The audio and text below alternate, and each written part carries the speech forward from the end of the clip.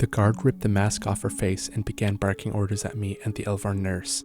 "Into the cell, Mundani. Grab something you can do some damage with. Same for you, nurse." I stared in awe at the woman before me. Her tactical gear and tightly cropped hair lent an aura of strength, while her large brown eyes, slightly pointed ears, and high feminine cheekbones appeared more beautiful than I would have expected from an Elvar. I realized she must be some sort of half Elvar because her eyes were normal with a slight brown color versus the Elvar nurse, whose whole entire eyes had been jet black. The female guard crouched down to one knee inside the cell and raised her rifle at the tunnel entrance.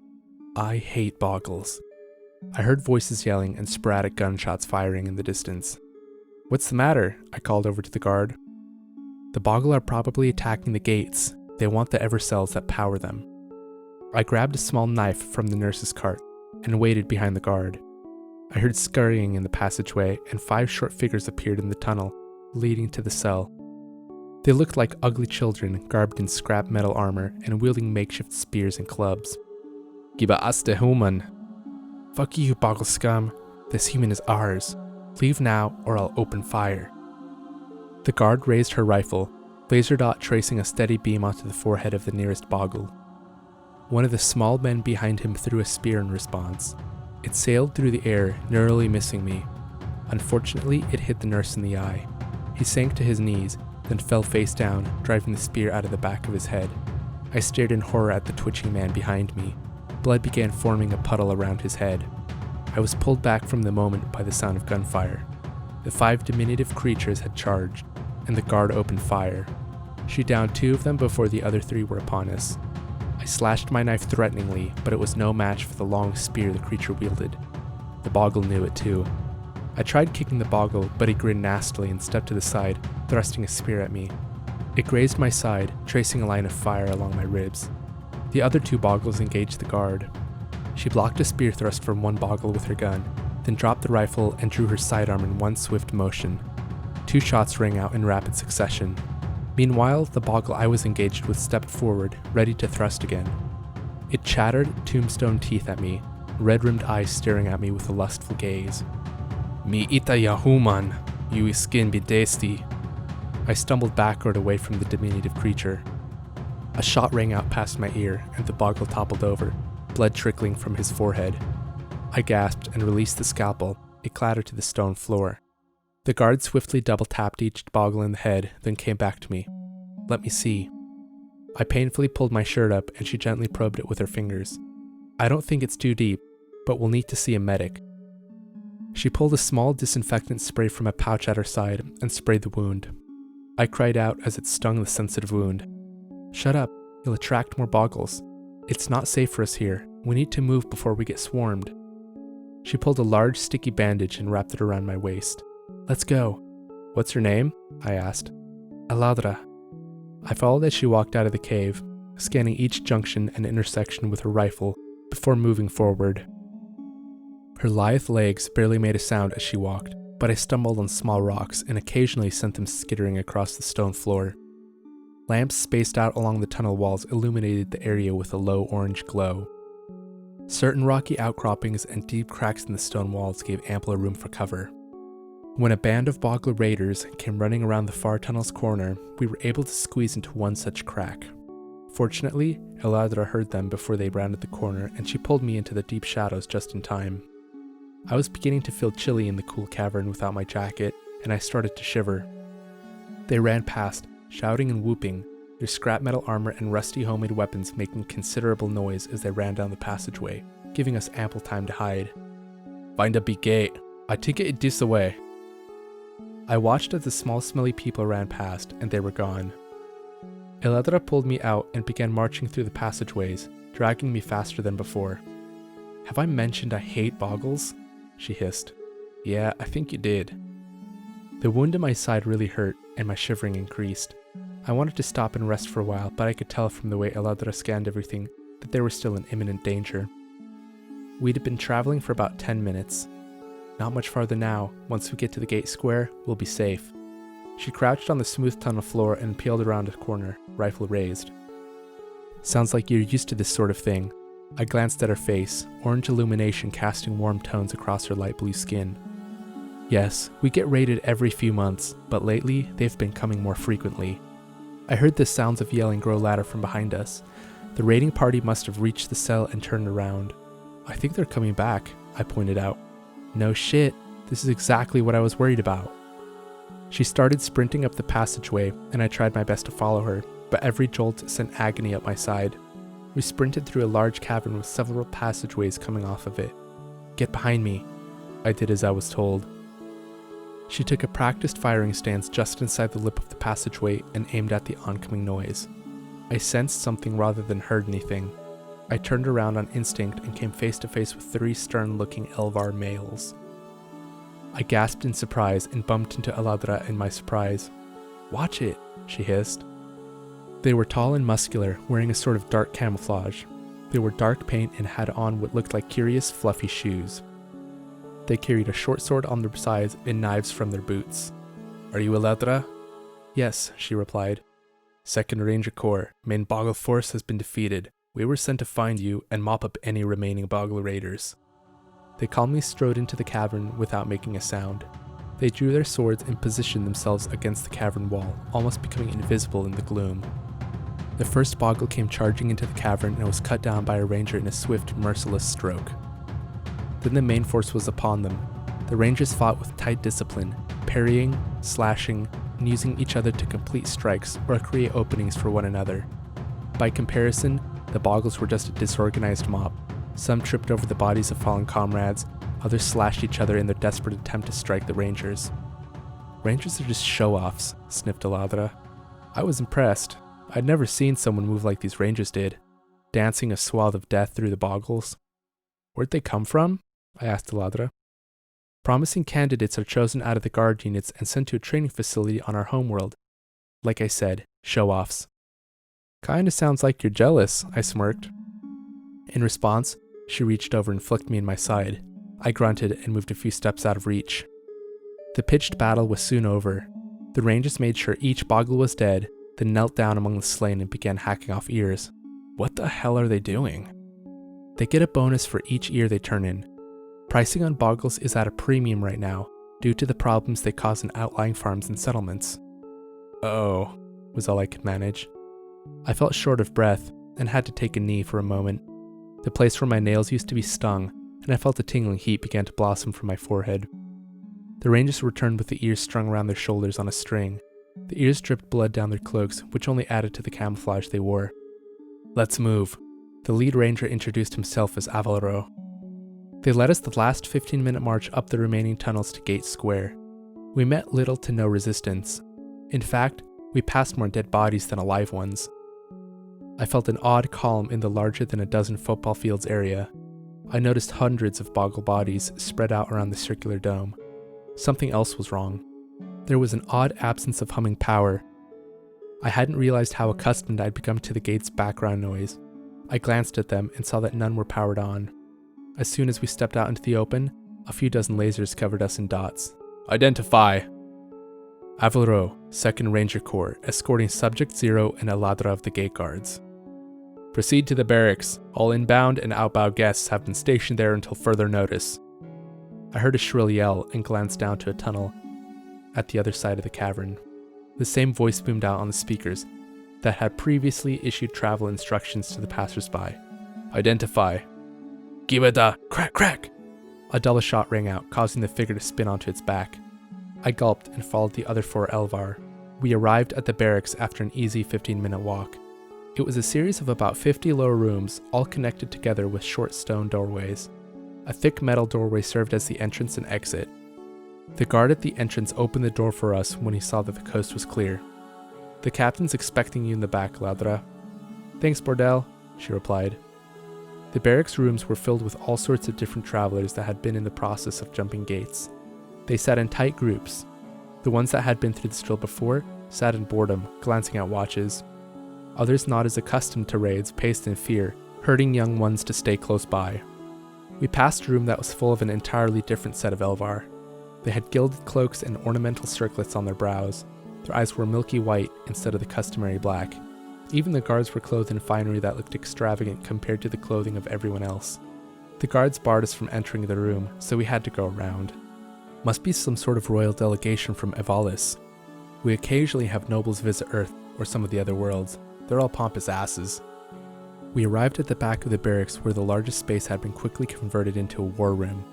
A single large table sat in the middle, full of glowing screens and the occasional map. The captain was the same old Elvar that had initially interviewed me. He pulled Eladra to the side and quietly conversed with her for a moment. Then he greeted the rangers and thanked them for their service. They grinned and excused themselves to exchange the ears for money, then to presumably hunt some more boggle. Hampton, how are you feeling? You had them pump me full of a white blood cell blocker. What the hell? And to top it off, I have a fucking wound in my side. We should really be having this conversation with a medical practitioner present. He glanced at Eladra, telling her to find Dakoti. Eladra left, and that's when the old Elvar walked over to me and stared at me in the eyes. I can see the changes happening already. Those parasites work fast. What changes? I asked, a quaver edging into my voice. It's your ears. I quickly reached up, horror building in my stomach. I felt them. My ears did indeed feel different, like a callus had somehow formed at the apex of my ears. My fingers still smarted from where the nails had ripped off, but they were beginning to dry, and I only felt pain when I tried to grip something tightly. Eladra walked back in with the head nurse in tow. She pushed a familiar trolley with a glass screen on it. Pulling the same gun the other nurse had used on me, she pushed a button activating the scanning field. Instead of a red laser, this one produced a green one. She scanned me up and down a few times, each scan adding a degree of clarity to a three-dimensional, slowly rotating image of me. It wasn't like a picture where colors are printed with the image. Rather, it looked like a clay sculpture of me. I immediately noticed a few things. The ears on the model were more pointed than a normal person's, but less pointed than an Elvar's, and the face seemed to have lost a little weight and looked more angular. Almost as if my face had been combined with the generic Elvar. What the fuck? I reached up to stroke my face again. As my fingers reached past my eyes, something caught my attention, and I brought my hand closer to examine my fingers. The blood that had crusted on the fingernail seemed to be moving gently. It was almost as if something was growing underneath the surface of the blood. I glanced at the nurse and she looked on in rapt interest. Sweat began to bead my brow and I began to feel hotter than before. She took my temperature. Not good. He's beginning to overheat. I suspect the white cell blocker is already wearing off, and the body is attempting to compensate. His fever is rising too quickly. We need to cool him off right now. The captain looked at Eladra. Your standing orders are the same as before. Stay with him and keep him safe. His body is priceless, and we can learn an immeasurable amount from how it's reacting to Lazuli's parasite. That, and he may hold the key to figuring out what Lazuli was actually planning. My feet gave out and I slumped to the side. The sweat was running down my face and back at this point, and I could barely breathe. I knew we shouldn't have given him the white blood cell blocker. It's forcing changes too rapidly, and his body can't handle it. The nurse looked at me, concern etched into her wrinkled face. She took another temperature reading, then motioned Eladra next to her. I need to stabilize him, then we can discuss a safe plan to move forward. Eladra helped me out of the room and to a fairly empty guard room. She lay me on a cot and moved aside as Dakoti came in with the ice pack and a few needles full of unknown liquid. Don't let me die, please, I whispered to Eladra. Her brown eyes softened with pity. That's against my orders, Hampton. You'll be just fine. Her feminine voice was the last thing I heard before slipping into nightmarish dreams. In them, I waded through pools of red liquid, filled with coiling, wriggling worms, gnashing teeth, and people shouting. Lazuli slipped in and out of my dreams, telling me that I tasted delicious and that he wanted another bite. Between fits of sleep when I opened my eyes, everything was tinged with red, but every time, Eladra was there, looking down at me with her warm, comforting eyes. My fever broke a few days later. I woke up in the same room I'd fallen asleep in. Eladra sat in a chair near the door, cleaning her rifle. Finally, I thought I was going to spend the rest of my days guarding a corpse, she said, putting the small piece of cloth away in a shirt pocket. She changed from the black tactical assault gear and into a sort of uniform. Gray shirt, black cargo pants, and lace-up ankle-high boots. I tried to sit up.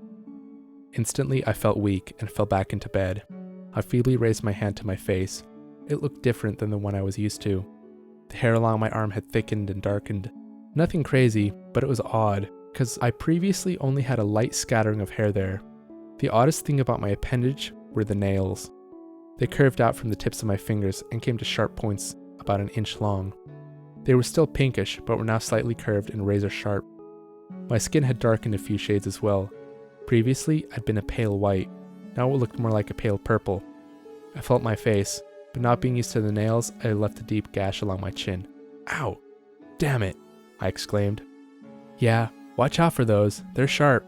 She turned her arm towards me and I could see a shallow scratch running from the inside of her elbow down to her wrist. A monitor on my arm was beeping and Dakota walked in. I'm so glad you're awake, she gushed. She took up various vitals and checked my side wound. You're looking much better than a few days ago. How do you feel? Like I'm not myself? My body doesn't respond how I remember it. That's to be expected. Your bone structure has thickened and a few pounds of lean muscle mass has been added to your frame. Not to mention the hair, claws, and teeth. It seems that parasites are changing you in order to make their new home a more habitable place for themselves. She set a portable clear tablet down on the table. I ran my tongue over my teeth, and at first nothing was different. That was until I reached my canines. They were elongated and much sharper than they'd ever been before. I grimaced. God, what have I become? Something better than your old self, it seems like to me. No. I want to be normal, to work a job, and live in a small house with my dog. I don't want to see Boggle's ears getting cut off, or my blood full of parasites. Is there any way to reverse it? I'm afraid not. Elhaven looked me in the eyes, a funny expression on her face. Maybe if you trim your hair, clip your nails, and file down your teeth. But I'd say this is an improvement. You were too pale and weak before. I heard footsteps in the corridor outside and instinctively knew it was the captain. His sharp cat-like teeth flashing as he grinned at me. Your looks have improved. You're almost as good looking as a regular Elvar. But I'm sure we can fix that with a few more cell blocker treatments. Normal? I'm a fucking freak. And no, I won't be taking any more cell blockers. We'll see about that. What have you learned, Dakota? From my testing, it appears that with the right combination of Dreadalis bacteria and certain cell blockers, Mundani can be susceptible to this transformation. However, my readings of the gene sequences say that only people susceptible to this bacteria can undergo the transformation. My guess is that Lazuli wanted to spread his bacteria to everyone in the world, then try and genetically change them with the serum somehow. But that's just a guess. Why do that? I am not sure. But it appears that it didn't work. Hampton's body didn't directly pass on the bacteria. Instead, his body created a separate strain more compatible with Mundani, and that's what's been circulating in the world. The captain nodded and turned to leave. I slammed my fist onto the table, next to the bed, causing a loud bang. I've had enough of this, I snarled at the captain. Stop talking about me like I'm an experiment. I'm human, and I'm right here. I don't want any more treatments. I just want to go home. If you don't like that, you can go fuck yourself. I'll do everything in my power to escape and derail your plans. You kidnapped me and left my dog to fend for herself. That's arguably the worst part of all this. The captain's eyes narrowed to slits, and he slowly turned around. He spoke in a slow, deliberate tone. I need you to understand something, Hampton. You're not a guest of Elhaven. You're now a resident. You will be a permanent fixture of this city. I can make things much more difficult for you if you make them difficult for me. There are more important things to worry about than how this is inconvenient for you. So I'd like to hear a more respectful tone in your voice, Hampton. Want to hear the truth? We did our research. You were a bug before this happened. A sniveling bug that was in the wrong place at the wrong time. But guess what? You're in the unique position to make a difference for two whole races, the Mundani and the Elvar. Now that sounds like a dredging privilege to me. The captain stepped forward and loomed over the bed, towering above me. I saw the coldness in his eyes, unlike the way he spoke to his soldiers. I instinctively realized that he didn't care 1 ounce what happened to me. If the doctor proclaimed that they needed to cut me open and fish out my insides while I was still alive, he would doubtless give the go-ahead. I licked away to hide the tears sliding down the side of my cheek. Elhaven stepped forward and put a reassuring arm on my shoulder, giving me a warning look with her eyes. Sorry, Captain. I'm sure he just needs time to process. A change like this would shake even the strongest Elvar. He glanced at her for a second, then back at me. She gave me a strong look, and I think I understood her meaning. I clenched my fists together as hard as I could and forced the anger out of my voice. You're right, sir. I apologize for my rudeness. The stress of the last few days are getting to me. Good. Remember what I said. Cause trouble for me and I will deal with you harshly. If you prove to be trustable, I won't hesitate to give you more freedom and more comfortable accommodations. Oh, and Eladra, no fraternizing with the Mundani. See how that turned out for your parents. Eladra scowled at the captain. You go too far, Captain. I am as much Elvar as you or Dikoti, even if I don't quite look it. You're one of my best, Eladra. I would hate to see you distracted and hurt. Mundani as a race are unreliable. The captain left with the head nurse in tow. I slowly exhaled, trying to dissipate the stress in my brain. Thank you, Eladra. He's a great captain, just has a lot on his plate right now. Besides, us half-beings need to stick together. I saw the same look in her eyes I'd previously seen. Was it kinship? Protectiveness? I wasn't sure, but her previously stony demeanor had cracked to something closer to hard-packed dirt. She stood at her regular position by the door, rifle slung over one shoulder. What happened with your parents? An expression of pain crossed Eladra's face for a split second. She masked it well, but the question had taken her by surprise. Nothing. I don't want to talk about it. Okay, fine. We can talk about me. The captain is right. Back on the surface, I was a loser, and I wasn't going anywhere fast. Honestly, I hated my job. My boss was okay, but my coworkers sucked ass. Sucked ass? That sounds disgusting. I laughed and she let a slight smile slip through her carefully maintained neutral expression. I relaxed a bit. Eladra had a calming effect on me. I realized it was because deep down, I'd seen what she was like under pressure and saw that she could be trusted. She could have left me to the boggles, but at great risk to herself, she stayed to follow orders and protect me. I dozed off to sleep, exhaustion from battling the fever pulling me into its deep, dreamless embrace.